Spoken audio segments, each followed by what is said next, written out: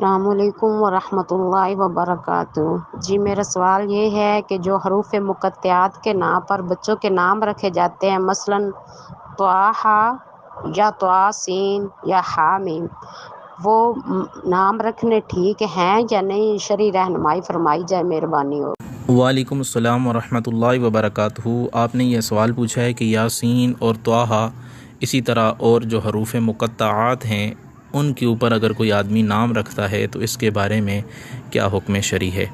تو یاد رکھ لیں، یاسین یا محمد یاسین یا محمد طٰہٰ یا صرف طٰہٰ نام رکھنا یہ منع ہے، کیونکہ یہ حروف مقطعات میں سے ہیں جن کا معنی ہمیں معلوم نہیں ہے۔ اور علماء کرام رحمۃ اللہ تعالی علیہم فرماتے ہیں کہ ممکن ہے کہ یہ اللہ تعالیٰ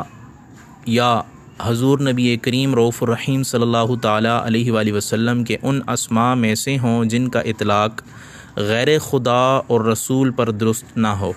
لہٰذا ایسے نام رکھنا اجتناب کرنا چاہیے، یعنی ایسے نام رکھنے سے اجتناب کرنا چاہیے۔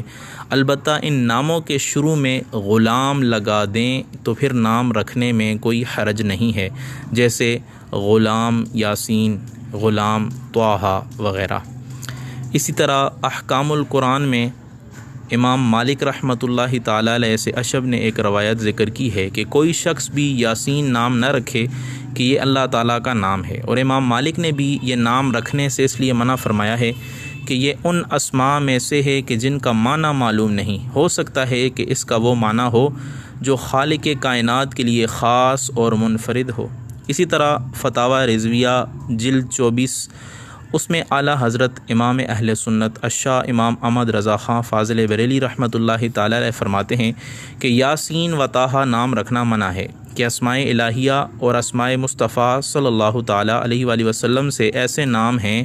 جن کے معنی معلوم نہیں، کیا عجب کہ ان کے وہ معنی ہوں جو غیر خدا اور رسول میں صادق نہ آ سکیں، تو ان سے احتراز لازمی ہے۔ تو اس تمام یہ دو تین جو میں نے آپ کے سامنے احکام القرآن اور فتاوی رضویہ سے یہ دو عبارتیں پڑھی ہیں،